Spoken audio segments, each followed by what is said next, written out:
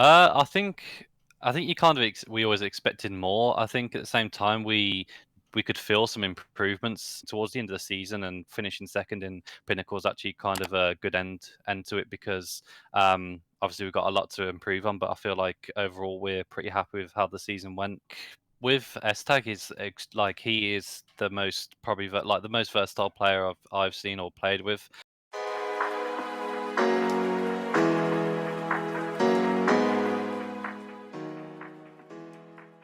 Okay, welcome back everybody to another sit down with Skriv. We're in today, obviously, with Mezii. Thank you very much once again for coming on, mate. I really appreciate it. No problem. Thanks for having me. Yeah, no issues at all. All right, so just to kind of get straight into things, as per usual, this is a sort of more recent talk about things that are going on. I just kind of wanted to start off. You have this kind of transition period in between, finding out the Cloud9 project and all that is kind of just ceasing to exist. Not even like that there's moves being made or whatever, and then you have this time in between joining Endpoint. I guess. Let's start with like what were your initial thoughts when you found out that Cloud9 was just not going to be a thing anymore? To be honest, I don't know. I guess it was still a shock, obviously, when it happened. But at the same time, I wasn't like completely surprised.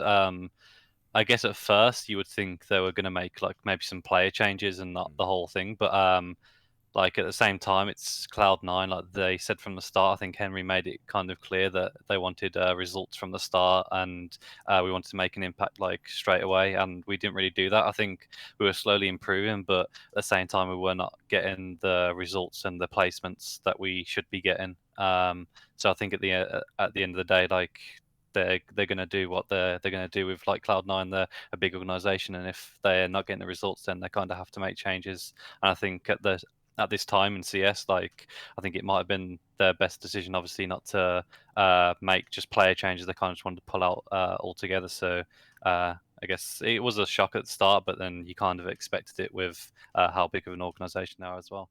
Yeah, I mean, how do you feel about how it went from like a player's perspective? Did you feel that you were doing well enough for the time being, the youth of the team and all that kind of stuff, or did maybe you even yourself expect a bit more?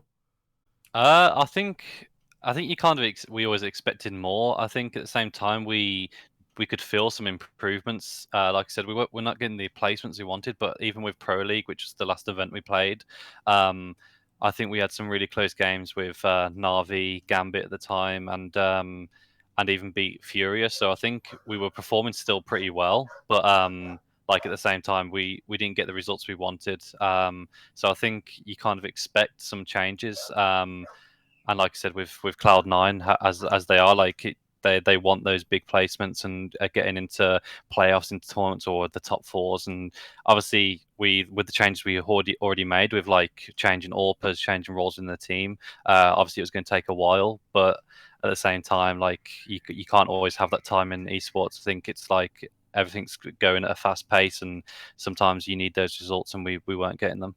Mm. And then, so after that, you obviously move into Endpoint. Um, I mean, tell me about that, right? Because like you've come from the UK scene, obviously, but a team that has kind of escaped you a little bit, as it were. You know what I mean? And then you come back in a sense, but then I think you can argue Endpoint now have broken out of that UK scene into more of a European squad, as it were. Obviously, mostly from the UK at the moment. But yeah, how does that feel moving into a team like that maybe you've watched develop and whatnot, and then all of a sudden you get a phone call that says, "Do you want to come and play with us?" To be honest, like you say, it was quite weird how like I've been playing in the UK scene obviously before, and had never actually played for Endpoint. But seeing them how well they did, obviously at Pro League as well in the same season that I was with Cloud9.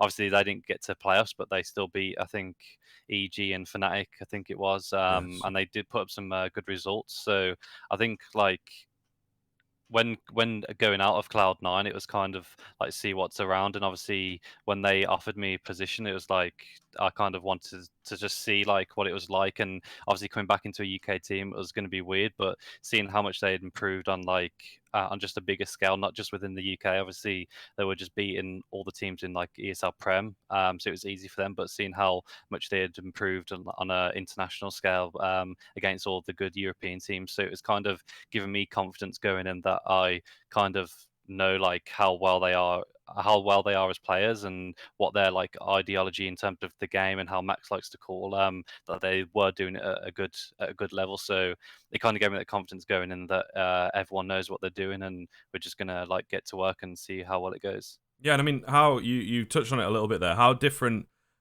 is that calling style of Max compared to Alex?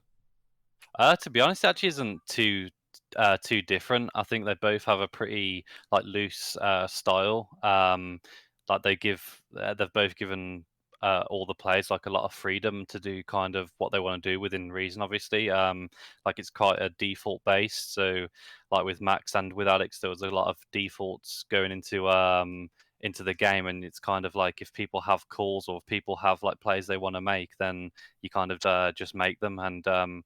Like that's just the way it is, and I think it's good to play in that style, especially for a player like me that I can kind of just read my opponents or go into a position that I'm defaulting and just kind of make my decisions myself.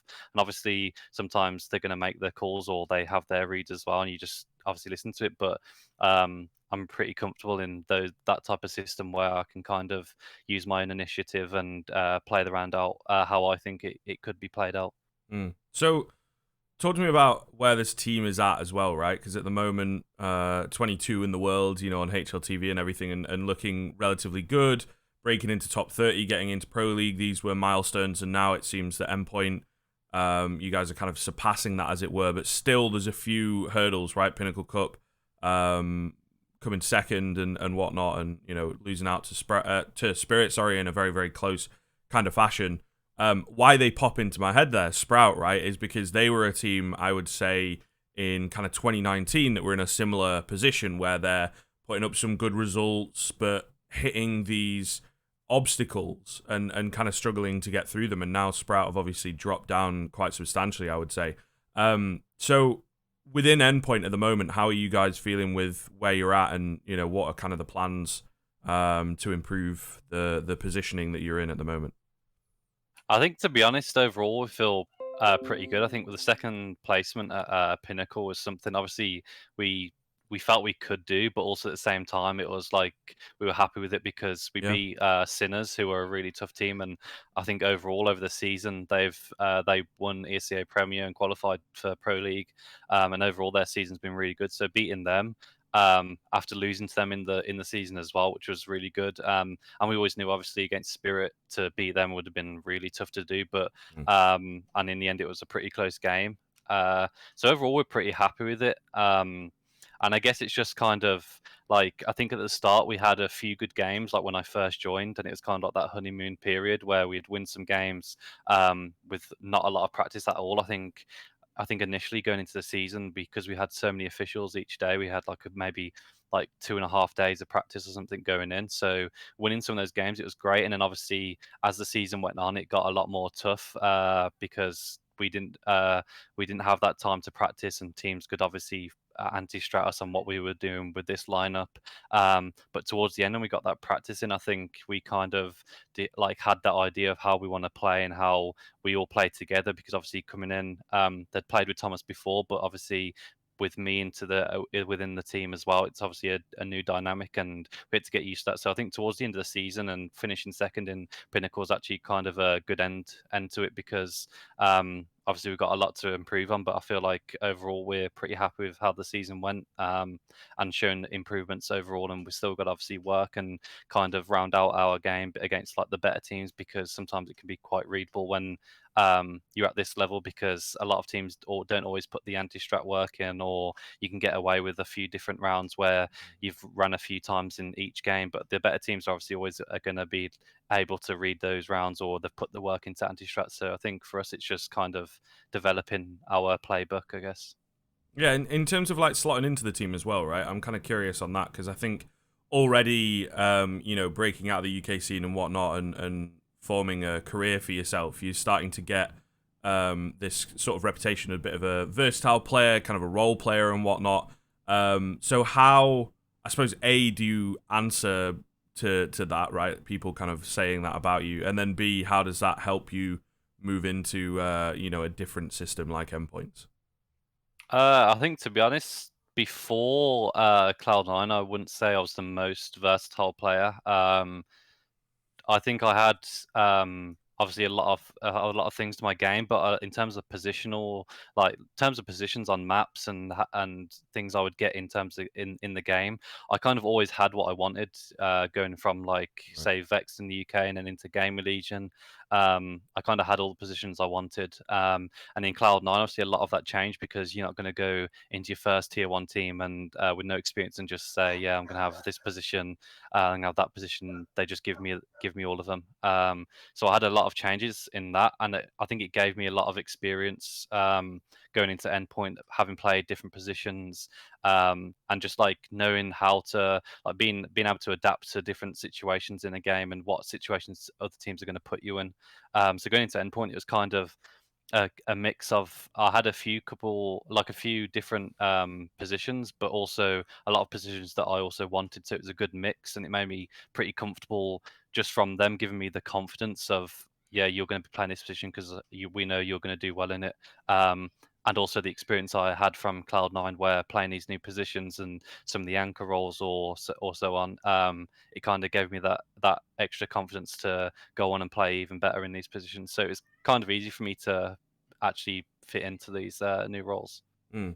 And I think one of the things that I've definitely noticed as well, particularly in Endpoint and watching you, right, is indeed that confidence. And you have a lot more sort of in the mid rounds, particularly on like CT side, to be the one to kind of make a play, as it were, whether that's with a bit of assistance or just kind of on your own, walking out sort of thing, and getting good timing, and all that. Yeah. So I suppose like you, this kind of answers itself a little bit, but the experience on Cloud9 has been highly beneficial for you, I take it.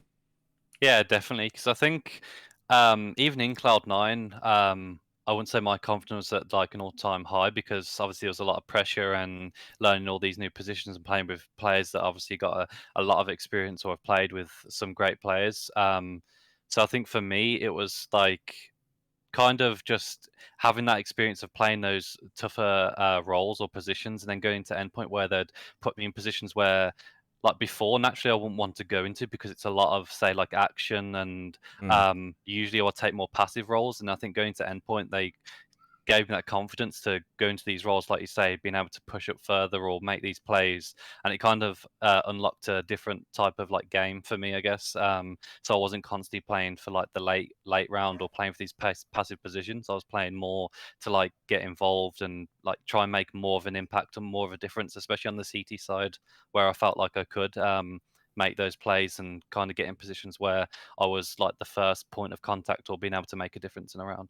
Yeah, so on that a little bit, in terms of like some of the people that you played with on Cloud9, I guess to get you to talk about something a little more recent, as it were, how do you feel Essetag, sort of coming back out of obscurity, obviously being away a little longer than yourself and moving into complexity? You think that's a team that he could find a home with, or is it a bit of a Uh, questionable decision? Yeah, I think with S-Tag, like he is the most probably like the most versatile player I've seen or played with.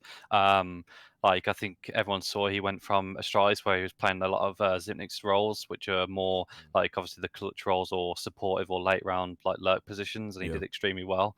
Um, and then with us, he was obviously at the start playing more the entry roles, which you're never gonna have like the best stats for, but he was doing that, and then he went to an all pro with us when Woxic went. So I think going into complexity for him is going to be. I think he'll do fine. Like obviously with replacing Rush, he's going to play a lot of the harder roles like anchoring sites and so on, and maybe even a little bit of entering sites. But I think he'll be fine doing that. He's got obviously some really good players around him, and I don't think he'll have a problem like slotting in, even though he's had a bit of time off. I think he'll be fine going into this roster because, like I say, he's really versatile and able to play most spots on maps, and he knows all the grenades. So I think going for them, he'll be like a really good player to have. Yeah, I mean, what's kind of your philosophy as well? I'm curious about like the six-man rosters at the moment, and perhaps as well the position that Valve have taken, obviously showing that they're not a massive fan. They really do like the game to just be a 5-on-5, even without coaches, kind of thing. They heavily famously heavily limit the coaches and whatnot. But yeah, how do you feel about 6-man rosters? Is there like a place for them in the game, or is it a bit too much? Um, I would. I quite like the idea of six-man rosters in terms of like, especially for when players like as we know now have a lot of burnout or they have injuries or have problems, anything to do with that. I think it's good to have like that six-man who's obviously there that knows the playbook who can just slot in straight away.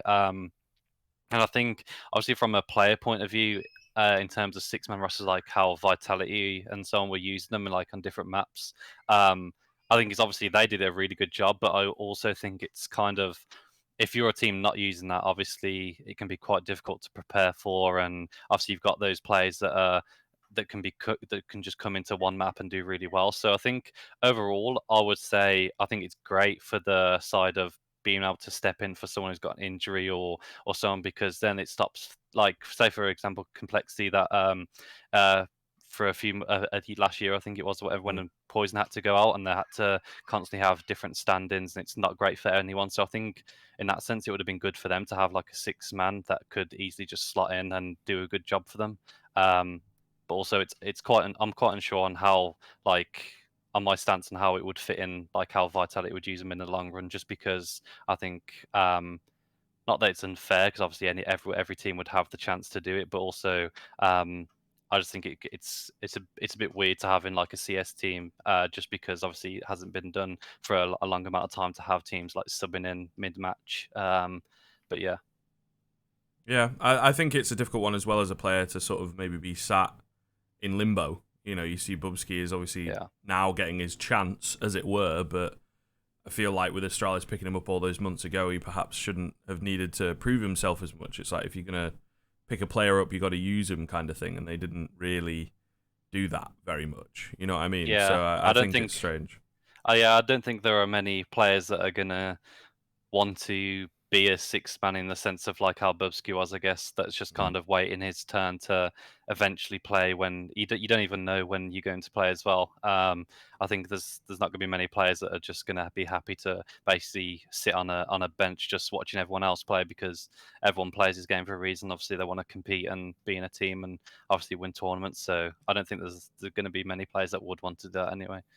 Yeah, yeah. It's definitely an interesting one though. I do like the idea of, bringing it in a little bit, and like you say, mid series and all that could be pretty effective. I mean, Navi touched on it a little bit with Bit initially. Obviously, he's Yeah, evolved into a pretty solid that was player. actually big thing, I think, against us in Pro League when we were preparing them for Overpass. I think because Mm. I think that was the first time Bit actually played Overpass with them, was against us. 'Cause I think initially he was playing Inferno, right? I think instead of Yeah, Flamey, yeah. and then we were preparing Overpass against them for Pro League, and we were obviously preparing for Flamey to play in certain positions. Then we get into the game and Bit's playing. It was just kind of a completely different player, because I think Boomich was playing like a short position on CT, and obviously he's a really aggressive player, so it kind of throws off a lot of your game plan to that extent when like that was the first game he played against us. So I think like you say, it's kind of weird, but also a lot of teams can work it out really well, like Vitality did, and also at the start, Navi did really well. Yeah, yeah, and I don't know, maybe there is kind of that surprise factor because I feel like if you're gonna go into a game and you're gonna use your sub kind of thing, maybe your rosters need to be submitted like a week in advance kind of thing, so that the opposition has enough time. Because Yeah, otherwise, yeah. that does feel like a little bit cheeky, kind of from obviously it's the system, the rule set that's in place, so they're going to use that if they can to their advantage. But it does feel a little bit weird that you guys maybe like a day or so beforehand, and it's like, oh, okay, well, I guess all this prep we've just done for the past 4 or 5 days is kind of useless. Yeah, I guess it's also tough as well in like implementing that, because you would obviously say for Navi they would have inputted their roster as the six-man roster anyway, because you'd normally Right. Okay. put a sub in. Um, but obviously no one had seen Bit play like Overpass for them at the start, so I think initially it can be quite hard to read, because even with Vitality when they were playing with Nevera at the start, having like everyone was caught off with, say, like Zai were playing B and not even an Mm. AWP in on Inferno. So I think over time teams could get used to it, because it's rare that a team's gonna swap out players for different maps, like constantly. One player is going to play the same map each time it comes around. So I think over time it wouldn't be too bad for each team to get used to. It's just initially it can be quite like hard to read, and you don't know what to expect from a team when they're changing players. Yeah. So speaking of vitality, I'm kind of wondering where you would sort of sit being a player that or like a player with a lot of experience and whatnot, and when you go through this period like vitality are at the moment of a little bit of a slump and things just don't seem to be working out for you, like how do you personally, if you were in a scenario like that, how would you kind of deal with that and try and get through the other side, so to speak? I think it's really hard to tell, especially with Vitality because they've had quite a lot of success. Obviously, for them at least, it's tough to tell because obviously they've only kind of recently changed Kyojin, who's come into the roster for RPK, and everyone knows that RPK was a huge like player for them because Mm, like he's playing all the anchor roles, he's playing a lot of the supportive roles. So I think when you're replacing a guy like that, it's always going to be hard to instantly come into a team and just like win loads of games. But like for me, I guess it's kind of like when you're in a slump or when you're losing a lot of games, it's obviously always hard to tell whether it's like in-game things, like is it a tactical side or is it players not playing mm, to the best of their ability. But for me, I guess that's where you just got to start is kind of watching those demos back and just seeing, okay, is it individual mistakes? Is it team mistakes? Are we calling the wrong strat or the wrong default here? Are we not reading our opponents properly? I think that's where you've just got to start and kind of just see what's kind of going wrong because you can't just say, okay, we're losing a lot of games here. Let's just everyone get on deathmatch or play a lot of pugs, and yeah. that'll just improve us because it's not always the matter of the fact that that's going to help you improve because sometimes your players are always playing pretty good individually, but that one decision or that one call might not have worked for them. So it's kind of hard to tell, but I think you just kind of have to start there and just see what the actual root of the problem is. But I think for Vitality, it's just kind of getting time with that roster, especially with like Kyojin, who's not got a lot of experience at all. So slotting him into the team, like I said, with into a position where RPK's got like some of the biggest experience in the scene, it's kind of it's always going to be hard to hit the ground running for them, I think.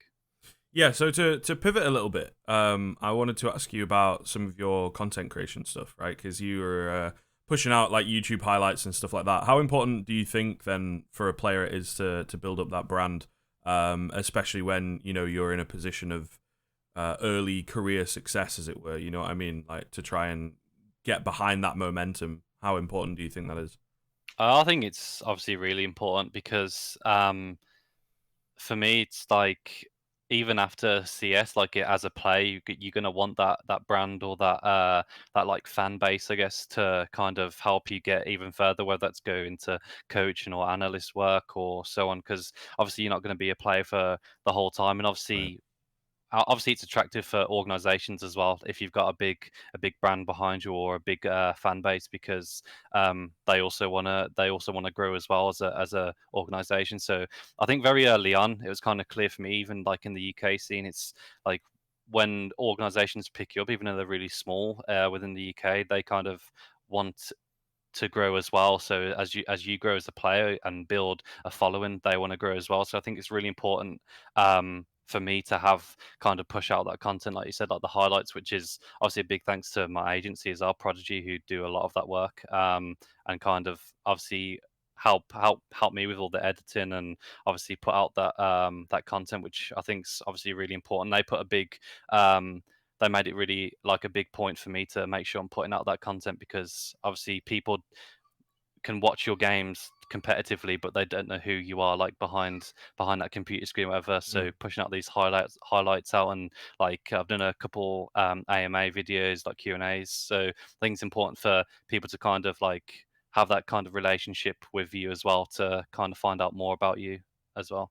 All right, fab. Well, I'll make sure I get it linked, but I think that's going to draw us to a close. And on that, with the YouTube channel and all that, I suppose let the people know where else they can find you. So it's just all my socials should be King Mezii. So you can find me on Twitter, Instagram, Facebook, everything. So it's fine. All right, magic. Thank you so much, Mezzi. Cheers again. Thank you. All right, good stuff, man.